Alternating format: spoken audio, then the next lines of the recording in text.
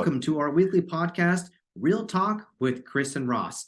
We are designed for entrepreneurs and forward thinkers. We also care very heavily around the real estate industry as a whole, bringing you hot topics and up-to-date content with a lot of amazing special guest speakers along the way. So sit back, buckle your seatbelt, and get ready for the best hour of your day.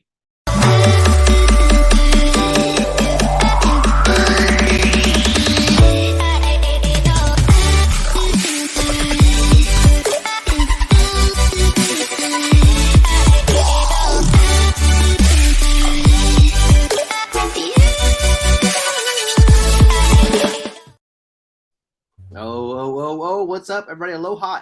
Episode 35. We're excited to be back. Man, I feel like it's been some downtime here. We've been out for 2 weeks of my moving out here. So I feel like we need to catch up. I missed this little energy right here. And obviously being able to chance to interview amazing individuals on this channel. But welcome to Real Talk with Chris and Ross. And always my hostess with the mostest, Ross from the third. What's happening? How are we doing today? No, we're doing How's well. the move, man? The move is moving. Still settling in. The dust is where I'm still waiting for some things to come over on this ship. So I have confirmation that where we used earlier. I had confirmation that things are en route. So hopefully there's no storms and my ship doesn't sink because that would suck. But no, we're gonna think positive thoughts. It's all gonna be. Come on. Right. So excited about Justice that. It can only be positive. I know, right? This is a girl with angel wings, to be honest. Like she should be like on like a telegram of some sort, like a card, a Hallmark card, Justice Payne Hallmark card. Anyways, awesome. Great. Welcome to our guest, Justice Payne. We're excited. We're back at it here again, folks. Hope those that are here regularly listening to our channel get some value from this. And Justice is an amazing guest speaker, a good friend of mine that I've met recently through, again, EXP. We're excited about this amazing family that we've been able to create here with these relationships in this term I've been here. But Justice is from the big island of Hawaii, which I think is Kona. You're in Kona, right? Or where are you at, Justice, again? I'm on the east side, so Hilo, Puna side. Hilo, Puna side. So, yes, and we have this guest because we love bringing on people that are talented, like over-the-top achievers and just straight-up crushers. And Justice is a crusher. I love her. No excuses, no holds bar. Like, she doesn't let excuses get in her way. Like, even being sick this morning, I'm like, God, you feeling better? She goes, yes. I told God this is not going to happen today. I'm like, I love it. Like, who tells the cold to go away? You go away. It's not happening today. I got work to do. So we just love your energy, Justice, as always. But do a favor for those audience that are listening. Gotta give us a clips of who you are. Introduce yourself. You already mentioned you're from Hilo, but kind of give us a little backstory on you. Absolutely. I just turned 26 years old this year. I've been 4 years in the business. Prior to real estate, I waitressed for 8 years. In between the 2 years I started real estate, I did waitressing and real estate. That was horrible. I don't recommend it, but I think it did push me over the edge on knowing where I need to go so that I could quit that job and go full-time into real estate. So I support anything you guys want to do. If you're brand new, whatever makes you on fire is what you should be doing. I am married. I met my husband at 14 years old. So he's the love of my life. And we make 12 years together this year. So that's awesome. Nice. Congratulations. And, I live in the Ke'au area. Thank you, guys. In Hawaiian Paradise Park. And I live with our nephew, Blake, and our dog, Tyneth Keith Pang. I love it, dude. This is a perfect story right here. I love it. And what's really amazing about this, like what I want to set the stage for those that are listening, first off, 4 years in the business. She's being very humble, by the way. 4 years in business. She made the 30 for 30, which means you are a rock star. Nobody just makes the 30 for 30 unless you are doing things above and beyond, over the top. So her humble beginnings of being a waitress / realtor, there's fire inside her for various reasons. And the reason why I really am grateful to have her on a guest speaker today is because I think it's very appropriate and time sensitive, the fact that we're in a market we're in, where a lot of realtors have been in the business for the last 3 to 4 years. I mean, Justice, you got into a market 4 years ago, which probably was doing really well. I mean, right? Deals are falling out of the sky. Let's be honest. We're talking about everybody like, oh, I had great years. Yeah, it wasn't you, it was the market. But now we move forward into a market that's challenging and it is excruciating pain that really requires hard effort, time, energy, and work. And you have zero excuses and you still made the 30 for 30. So I just want to make sure I set the stage. Everybody's listening to this. Like, this is a person who just started real estate 4 years ago. That's not very long. But she's managed to break records, reach levels of success in a market that's a down market this year too, our last year and a half, now going on 2 years. So I just want everybody to understand, like, she's very humble, but she's a badass. Let's just say that for sure. So we're going to dig deep into that as we will. But I appreciate your story on that and where you come from. Kind of give us a background there. What is your number one? Let's just say it. What is your driver? Because I has to be something. Everybody got a why. Yep. What is yours to go the level that you go into, the high levels that you work at? Kind of give us a glimpse into that space. Yes, I had a very surface level why for a good portion of my life. It was for freedom, for money, for the opportunities to do what I want whenever I want, right? And then in 2011, I lost my brother and my why completely changed. So it forced me to become a different thinker and realize that what we have here, everything that we have, is 100% not ours, and this isn't our home. We have a home someplace else that is going to last for eternity. So being here and the decisions that you make, you have to think a little bigger than that, and make sure that you're feeding your soul with whatever you're doing that makes you income, because the reality of it is you need money to live. You know, I don't know much people who don't work and can feed their kids and provide for their family. So you have to work. Find something you're passionate about. With that thing you're passionate about, make sure you're doing something that feeds your soul, and then your why just comes out of nowhere. So I'm still figuring out my why, but for right now, I'm doing really good in real estate, selling a lot of homes, making a really, really good living. But my why is now becoming training agents, giving them my knowledge and showing them how to get to my place so that they can share to more people. And then everyone gets to have knowledge and understand what they need to do to become successful, not just as a realtor, but they say one successful realtor feeds 100 families. The inspector that you use, the surveyor that you use, the appraisers, the escrow officers, all these people get fed because we're doing a service to our community. And so it's amazing that my why can become my career too. And then as like everyone else, my why is my family. I'll do anything and everything for them. I love them completely. It pains me that my parents still have to work, but I'm hoping I can change that very soon. And I hope I answered your question good. Oh, absolutely. No, I want to touch on that too, because I loved your, the authenticity that you had to say, hey, you know what? I'm still discovering all of what my why could be, right? Like that's so big, because I know for myself, sometimes even in the past, in seasons where I didn't know my why, but I would just say, oh yeah, my why is to, help the world, or, whatever it was, just something that sounded good on paper. But I think just the fact that you're like, hey, you know what? I'm still figuring it out. And yeah, I'm learning that I love to help agents, and I'm learning that, I'm here for my family, but, I'm still open to this bigger opportunity that maybe, God has for you or something else. That's great. I mean, yeah, Justice, that just, for me, I don't know why that just hit a nerve, but I'm like, man, that's great. Cause like, we're always on that pursuit, and we don't always have to have it right today, but you're in that pursuit of figuring it out and all that. I want to ask you a little bit too. And I love that Chris said, hey man, she humbly, came in with her, oh, I'm just in real estate and I've been in it 4 years. And I agree with that, because I looked at, your production that you sent out to us, and just to see how well you've been an agent is remarkable. In that transitional period from, waitressing and, doing real estate, was there something that caught your eye about real estate? Was it, hey, you were just like, oh, this looks like a great opportunity or a means to an end? What kind of got you in the door of real estate? Oh my gosh, thank you so much for asking that.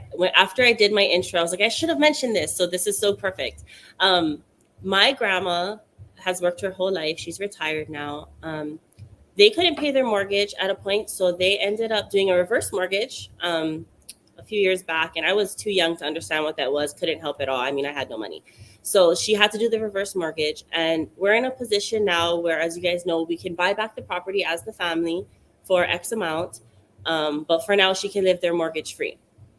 That is a blessing and also a curse, because it's a almost easy way out. It almost makes someone feel like this is the best option at the time so that they can live there for free. But on the flip hand, you take away this person's right to leave a legacy, leave something for their family. There's a lot of other ways we could have gone about this, but we can't change the past. But that didn't sit right with me. And so the reason it happened was because they bought their home at such a late age. So now they're retired. Social Security is not as much as when you make your income, right? And they can't pay their mortgage. So I felt like if my husband and I could buy our house when we were 20, all of our classmates can, all of our cousins, all of our friends. And so I wanted to step into the industry and be that person that will work, hold hands with the clients who need extra hand holding. Most of my clients are 6 months to 18 months out from buying a house. And believe me, I'm talking to them every day. Every thought they have, every funny video they see, everything related to real estate that they want to send me, we're in communication because I need them to trust, love, and be comfortable with me so that we can make this happen for them. So it led me to Mona Cannon and I putting on this first-time homebuyer workshops, 100% free. It happened during COVID, so it was virtual at the time. Now we do it in person. And it is where people come just to learn the basis of becoming a homeowner, what it looks like. And then we talk about the finances. And then we move into our workshop that's called Get Pre-Qualified, where we actually look at the numbers and what you need to do to get qualified 6 months, a year from now. And what that did was set our community to not fear the home buying process or the pre-qualification process. Because in the end, no is the worst thing that can happen. But it's never a no. It's a let's do this different or let's do that different, you know? And so I think that really set my soul on fire, because if all of us can buy a home in our early 20s, even if it's not our forever home, that home is going to create equity, hopefully. And then, you know, you move on to your second home, your third, your fourth, and then we all can hopefully see some sort of financial freedom and not have to have a mortgage when we're retired. Wow. That's it. great. How you forecast, like you future pace that out like that. Nobody really thinks that way, honestly. Like you really thought about the end in mind and reverse engineered what it would be like to get everybody to that point, right? Of not being where your grandparents are at. But that's kind of like, right? You kind of like saw the end game, reverse engineered it. Now you're creating the plan. And that's where real estate played a real hole in that for you. That's crazy, amazing. Again, for your age, I just will say this too, and this is no disrespect to you, I mean, but most people on the islands don't think the way you think. Correct me if I'm wrong, but I don't feel like even here, like there's not a lot of people that have really high achieving, overachieving goals, dreams, and aspirations. I mean, for God's sake, you grew up and live in paradise. And like, what's the end game? Well, most people want to live in paradise, and you already live there. So it's like, most don't have a lot of dreams and like aspirations to go out and do great things and to think the way you're thinking. So that's like the second piece. Anybody out there who's listening right now and wants to make excuses about where they're at geographically is a challenge or a hindrance and allowing them to be successful. Let's also put your Hilo, like you're on Hilo in Puna. Yes. What's the kind of the demographic? Let's just talk about that. What's it look like? Like population wise, how big is that? What's the actual units that are usually on market over there, and kind of what's it like? So to put that into perspective for those that are listening, kind of give us a landscape of that. We are very fortunate. Inventory is lower than last year, but it's still super high. It's always been high because we are one of the most affordable islands. You know, to live in paradise, if you only have 300,000, I can get you a brand new home. Where can you say that anywhere else, right? Yeah. And to be qualified for 300,000, if you have two incomes, it doesn't take that much. You know, a lot of my clients work for the county. They work at the high school. They're not lawyers, dentists, this and that, you know, and some of them are, but you can have, I don't want to say regular job, but an average paying job and still be able to afford a home here on the Big Island and on the east side of Hawaii. So we're just really blessed in that regard. And then we can go all the way up to, I mean, you've seen it. There's $4 million, $5 million, $8 million properties, $4 million condos. We have like anything you need, we have it. And I think that the local people and anyone that's here should take advantage of getting your starter home at the $200,000 price range, you know, because Hawaii's not going to be that cheap forever. It's sad, but the whole world is evolving in that way. So I think the sooner that we can understand that we're not the only culture going through this change, the better we can set ourselves up for our kids, because that's what's most important is our legacy, right? So compromising on your first home, definitely something that we can do here on the Big Island. Relocating from like Oahu, just because you want to buy your first home down here is something that I definitely would consider. And then going back to Honolulu, you know, when the time comes and it's right. As far as units on the market, gosh, I wish I had a number for you. Well, I mean, And I don't know, get that buyers specific. have Yeah, what yeah. I It doesn't think get that specific, but I think just that perspective that you gave, I mean, yeah. someone who lives in Detroit, I mean, I learned a ton. Like when I think of Hawaii, I think of, all right, man, unless it's like a condo or, like a studio type deal, it's got to be over $1 million. And then you're telling me, hey, no, you can actually build new construction for 300,000. I mean, that's great. I mean, Yeah, that's it's tons of amazing. opportunity. Well, I mean, and then you look this in the persistent perspective. Like if you want to compare like Detroit, even where I was at in California, like LA.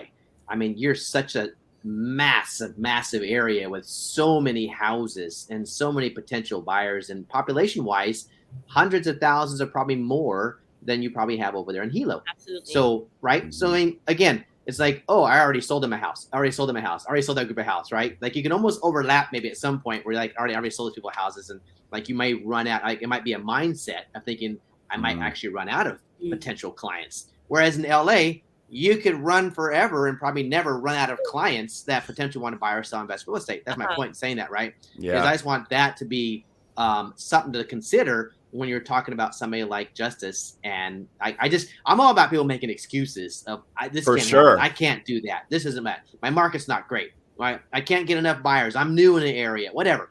You just proved everybody wrong in a 4-year period to be as successful you are. And if I could share some of your numbers, I know you mentioned you sent that email to us. Give us some of those out there again. Set more of a stage and what you're looking like production wise for you that you've done in like an annual period. Yeah, so in the past 12 months, so from August to last August, we're just under 18 million. And guys, I said you can get a brand new house for 300,000. You know how much units I had to sell to get that? Come on, 18 million. Over 70 No units. excuses. Let's go. And I wouldn't change it for the world. I would never increase my average price point for anything because this is what made my career, and I want to stay in this forever. If I can, if the affordability stays there. And then for this past year, my goal is to reach 100. I did a speech at the last Level Up, and I said, I'm going to reach 100 transactions this year. I just want to, you got to keep setting the bar higher, right? Yeah. And so I'm at 50 as of today, and that's at just under 12 million in sales. So I have half a few more to go with just a few months left, but I believe I can do it. And a lot of it is land. So, and I love land deals because if you can't afford a house, if you can't buy something right now, if you can just own land, you own part of Hawaii, you own part of your home, and it just goes up from there, right? Wow. I think right off the get, okay, you're growing your business. Like Chris said, we've been in a market that hasn't been the easiest. And now you're telling me, these situational plays of where you're helping people say, hey, and again, forgive me if I don't know all the island names, but basically, and I'm just trying to figure that out here with the names, but like if someone were to buy on your side of the island, they then could hold that house for a while. And then when it makes sense, sell that house to move into wherever. My first thought process is it's not like you can just like go over to the other island, door knock everybody and say, hey, come over here. Like you have to figure out from a marketing stance, from a communication stance, how you're going to get that business and to create those relationships. So that can't be easy, I'm assuming. And I'm sure a lot about social media to an extent to how to drive and bring in that traffic. I mean, for me, I live in Michigan. We have the UP, but I can cross a bridge to get there, right? Like when I think of Hawaii, you're telling me, hey, I'm on this island. There's people coming from all these different islands to me. That just seems like, wow, that's a challenge. And you're growing your business. I mean, my hat's off to you, Justice. It's actually funny because it's not really a challenge. So okay. I mean, I get it. I get what you mean, but I mean, it's a 45-minute flight on Hawaiian Airlines. Like you can come in the morning and leave by lunch, right? Okay. We're this little speck in the middle of the Pacific Ocean. But the clients that want to relocate, they come to me or to another realtor because their question is, I'm local, I'm Hawaiian, I can't afford a home here in Oahu or wherever they are. My dream is to own property in Hawaii. I don't want to be displaced. So I had to create, and other people, this isn't an original thought, but we had to create a plan to get them to home ownership in Oahu. If you can't afford anything on Oahu, right? Come buy something on the Big Island, even if it's vacant land, even if it's a new build, use a first-time home buyer's loan, 0% down. We get the seller to pay the seller's credit. I've had many clients come in with just $1,000. That's it. The lender even paid their appraisal. There are programs that'll help you. Bought their house, $1,000 cash. That's it. Then they pay their monthly mortgage. Live in there for 2 years, so you can avoid capital gains. Sell that house. I pray that you make 50, 100, 150,000, off of your equity, or like, how much the home is worth at that time.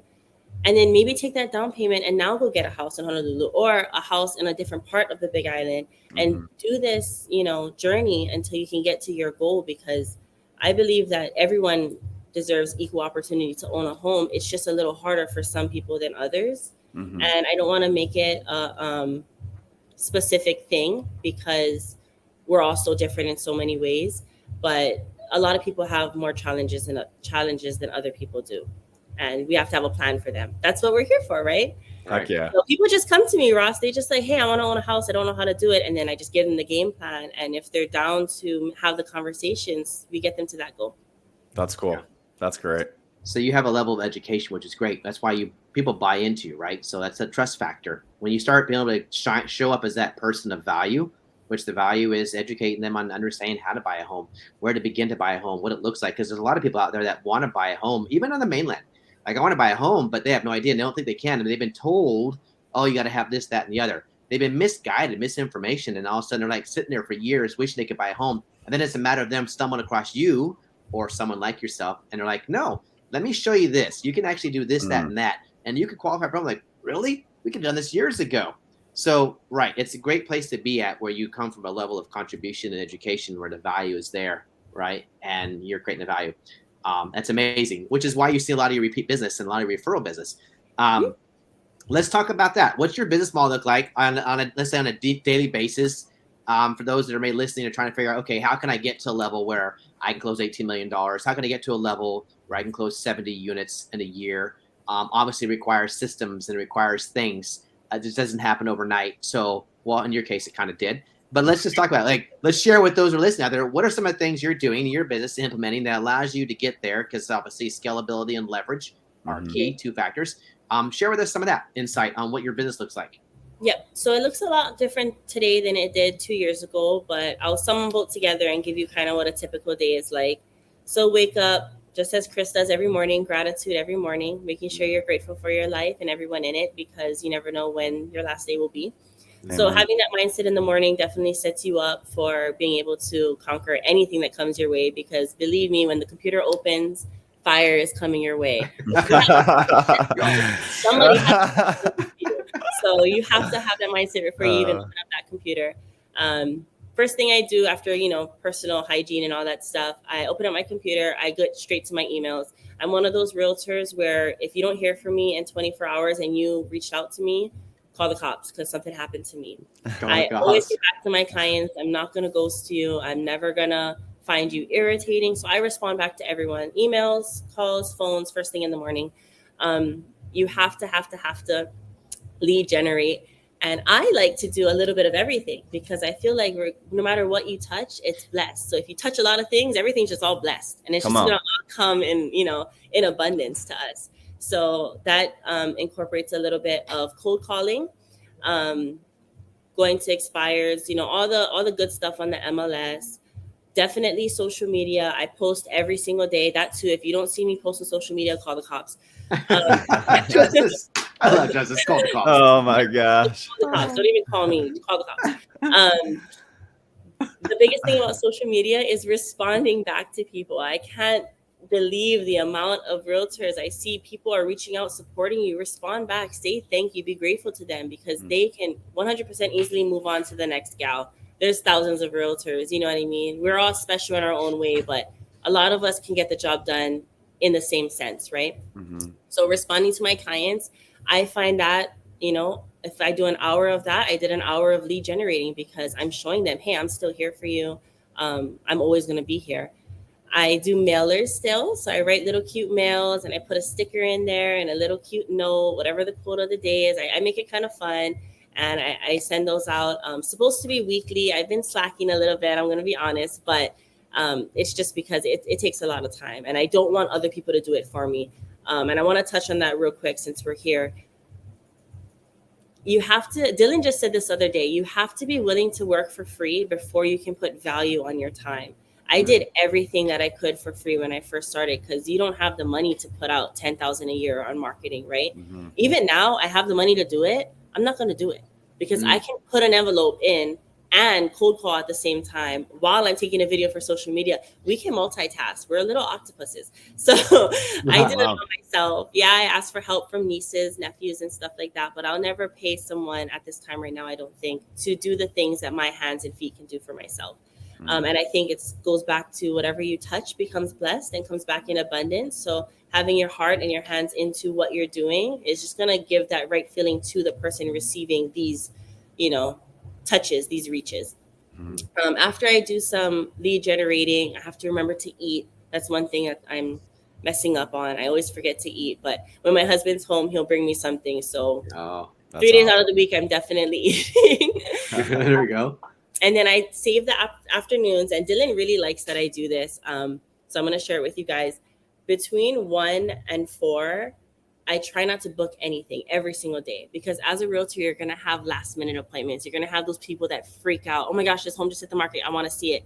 How can you tell them, oh, I'm booked for 4 days. I'll take you on Friday. You can't do that, because I'm writing the offer today. We're going into escrow tomorrow. Like, that's my mentality. So I leave those hours open. I can fill them in here and there with some stuff, but majority of it stays open for last minute appointments.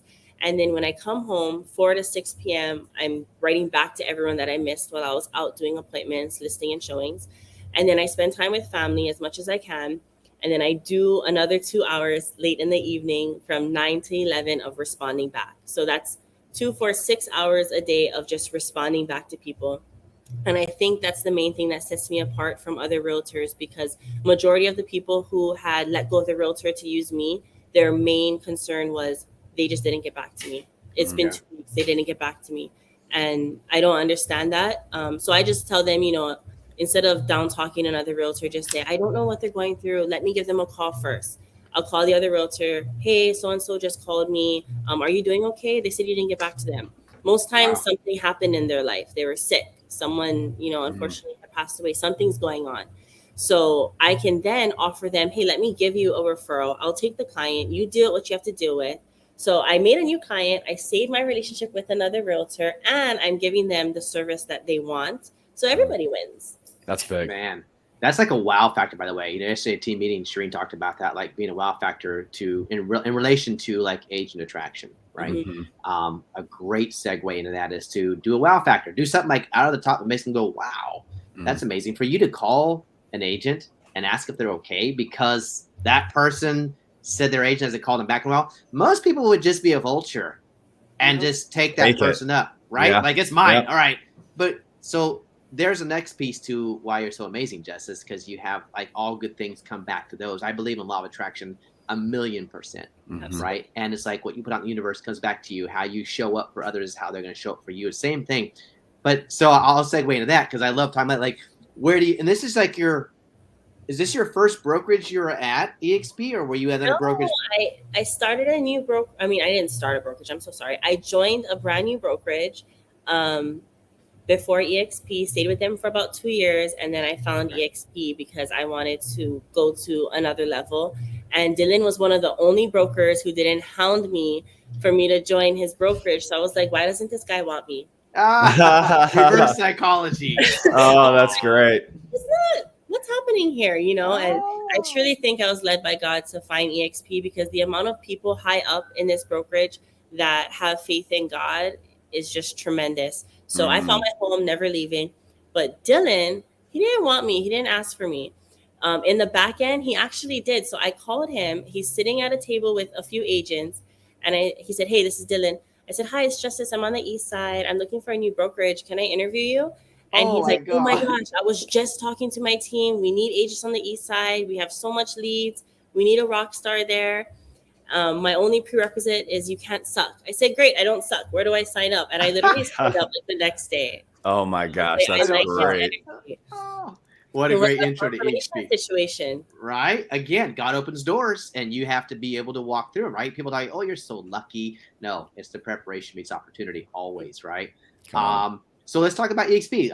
I'm always going to do it because I'm EXP. Ross, I love EXP. I will bleed and die EXP. That's my thing. And whatever those are listing, you can like it, not like it, don't really care. But maybe until you really find out what it's really about, then you might be more interested. However, let's talk about EXP. 2 years in their brand, 2 years now with obviously Dylan and EXP, and it's a whole.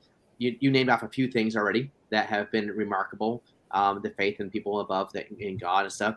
And do you have a lot to go off? I mean, 2 years at a regular brokerage, independent. I'm assuming it wasn't like a franchise like Keller Williams or Remax. It was an independent. It's a very small brokerage. Okay, so I mean, it's kind of probably more like easy to say, like, okay, I can see the difference, independent versus absolutely. EXP. But what are some of the things that got you to EXP that you love about EXP, like that maybe drew you to EXP, and now that you're here, you really love about EXP? Let's talk about that a little bit. So EXP, the reason why it was a no-brainer was when I think of EXP, I just see Dylan's bald head because he is like, I mean, that's why he's under Chris. He is just a walking EXP magnet. His energy that Dylan and Chris put off in the confidence that they have in their brokerage led me to believe it's the most amazing thing ever. And then now I understand why. Of course, agent attraction is great. Making money monthly is great. All the income options there is amazing. But what's even more amazing is how I have connections. I mean, I'm on this podcast with Chris Okamura. Like, you don't get that. He was on this podcast with Ross and Glenn Stanford, the CEO of the company. You don't get that in other brokerages, So we truly are a family, and it's said too much by people that aren't telling the truth, but I'm telling the truth. We really are a family here. I have never turned down anyone that asked me for help with or not in our brokerage. And I've never been turned down by anyone that I asked for help, ever, no matter the time, place, date, nothing. Going to an event like Build this past year, I mean, people were just so friendly, so nice. I didn't get a hug from Brent Gove. I'm very, very sad about it, but we're going to redeem myself. It will. Yes, it is. Actually, just a surprise. I'll let the cat out of the bag here briefly, but we do have Build 2024. It will be in Hawaii. Wow. So get excited about that. And I'm pretty much sure about 99% Brent will be here. So you can give him a hug in person. Yeah. That's awesome. It's a multifaceted. I mean, the idea, the conception, I don't want to let too much on this bag right now, but yeah, it's just FYI. It's real talk, Chris. We're coming to a theater near you. Just get your seats ready because it's going to be Build 2024 in Hawaii, which is going to be amazing. And it's going to be the biggest. Everyone's going to want to come. Dude, I would buy a ticket tomorrow if I had the dates. I've never been to Hawaii. Yeah, Chris, make sure the house you get has 5 bedrooms because. Hey, I've already told everybody right now. It's a 4-day maximum, folks. After 4 days, you're gonna have a Venmo link on my window door. It's like get the VRBO. No, but yeah. So yeah, you'll be able to see Brent, and yeah, that's amazing. The energy, the culture, and I will confirm with you as well that I have never, in the 22 years I've been in this business, I've had my own brokerage. I've worked at Keller Williams franchises. I've done major brands. And none of them ever have stand up to the value that we talk about a culture here. A lot of brokers I've been with, I'm not going to name names, have mentioned and was their big focal point. Oh, we are so culture driven and we are the most cultural driven. And they were to some level. I'm not going to lie. There was actually a fence. There was a boundary. Like you were here, but then it stopped at this fence, and anything beyond that fence, that culture really didn't live anymore. So it was like, it had an agenda. If that makes sense, right? It was like, yeah, I'm culturally bound and I'm culturally involved, but to some extent, whenever it ends, it's maybe because I wasn't getting paid for something, right? And yes, let's be honest, everybody. It's always about the money. Like, what's in it for me? I feel like people say that all the time, what's in it for me? But then, there's people like you, Justice, who are like, I will come from contribution all day long and I will serve all day long with no expectation. Like, Dylan said, how can I go work for free? Like, you got to go with the mentality. How can I go serve others for free with zero expectation, anything in return? And I think that's when the best magic starts to happen in your life. 1,000%, right? Yeah. Giving from gratitude, giving from contribution. So yeah, that's huge. And that culture here, I've seen it. I've witnessed it. I've drank from it. And there's not a person in this company that will ever say no to you or has never said no to me. Like when I ask them to speak on the team meetings, like, hey, yes, I got you. And it's like, wow, I could never have done that before anywhere else. So I will confirm you're correct on that, Justice. And and it's a win-win model. That's what's kicker. It's a win-win model. For sure. So. You know, even before I came over, when I looked at EXP, it took me a while. I studied this company for like 3 years before I ever made the switch. And when I came over, I was like almost anticipating that all the culture, all the, you know, the hype, the fire of this company was just going to dissipate. And like the leaders were just trying to get you in. But it's actually complete opposite. Like from the outside looking in, you think you understand. And then like, you know, here we are on a call, like you said, Justice, we're talking to Chris Sakamara. We got Justice from the Big Island. We're connecting, we're learning, we're growing. The fire, in fact, is even bigger inside of EXP than looking from the outside in. Yeah. And I would even say, and again, I mean, maybe I'm just drunk on the Kool-Aid, but I would say that it's actually, you feel like you're part of something that's bigger than just real estate. You feel like you're a part of the, you know, the Amazon of brokerages, which doesn't everybody want to be in the forefront of the greatest thing? I mean, I don't know. You would think so. Could just be me. No, I agree. I think you're onto something. I mean, there's some value to that for sure. And it goes again, and that's the point of it. Geographically, there's no limitations, no walls, no lids, no ceilings. Like it could be anywhere from the remote part of Hilo, because there's some remote parts over there in Hilo, all the way to, I mean, New York. I mean, we had Vincent Koo on the call yesterday. Vincent Koo from New York, the Bronx, Manhattan. I mean, it's like crazy, right? Everything in between. Yeah. So we bring ourselves together collectively. I love it. Justice, you've been amazing. I love your story, and your no excuse personality is amazing. I feel like you just have this one track mind of like you get up every morning. You kind of gave us your ritual, but I feel like every morning you get up. Like I'll tell you for myself, I have to get up every morning and convince myself. I have to convince myself that I'm amazing. I just have to do it. Like I think that's the natural default for human beings because I don't think that way.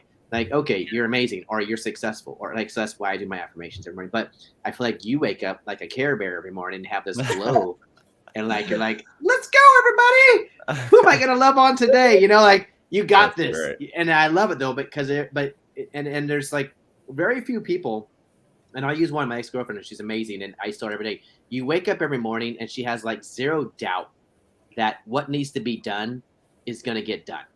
Like there's no disconnect. Where like again, I had to get up in the morning and I had to convince myself. She would get up in the morning and be like, "Okay, that's what I gotta do. Let's go." And I was like, God, you are like so different than most people. That's amazing. Like you should cherish that quality because most people in this world wake up and have to go through a process to convince and get themselves ready for the day. And you just the same way. You guys both are like, just okay, let's go. Like there's zero doubt in your mind, and I love that. Like I want to acquire that too. My question is, any realtors that's watching and you're here in Hawaii, or even worse, you're on the Big Island, being a part of a team that I'm a part of, the agency team Hawaii, already gets you halfway there because the people around you believe that in you. You just have to go with the other half. You just have to believe in yourself. 100%. So, you know, it's not a recruiting podcast, but if it is. Fire, it is actually. It is actually. That fire, you know, and you need that momentum started. There's people who want to do that for you, whether you join or not. If you just want to be a part and come to our Wednesday meetings and just be around other people who will believe in you, you have to do that because you don't have to be alone. Realtors are not. It's like stereotypical, right? That they're all for themselves. It's all about me. What am I getting out of it? That's 100% not the culture here. And being around that is going to help you, you know, shift your thinking and just bring abundance to you. So anyone who's listening and needs help, I'm an open book. Reach out to me on Instagram, you know, my phone number, email, stop me in Target. I'm always in Target from 6 to 7. I'm always in Target. So just stop me. That's where I get all my client gifts. Hey, proximity is power though, right? Who we surround ourselves with matters. So that's big. And I think for anybody that, like you said, is looking to grow, I mean, surround yourself naturally with the leaders around you that you know, are attracted to their growth. You're attracted to their results. You want what they have. I mean, that is half the battle. I love that you say that. Yeah. 1,000% it is. I think who you hang out, like it's proven. Who you hang out with is where I could tell you exactly if you're going to be. Right? It will. I want to touch on that, Chris. Yes. I think it's so important that, you know, they say like the sum of for the 5 people you're closest with, right? Yep. please make sure that one or two of those people is someone you're helping, because that's how you feed your soul in this group. You cannot be the smartest person in the room. You have to be right there in the middle, because what are you if you're not helping somebody? So I always have people around me who I may not be learning from. I learn in the long run through things, but they're not teaching me anything. And then I have people who are teaching me. And then between the group of us, everyone's excelling, right? I love that. So it's the interesting piece about that. You just say the best way to learn actually is to teach. In life, the best way to learn is to teach.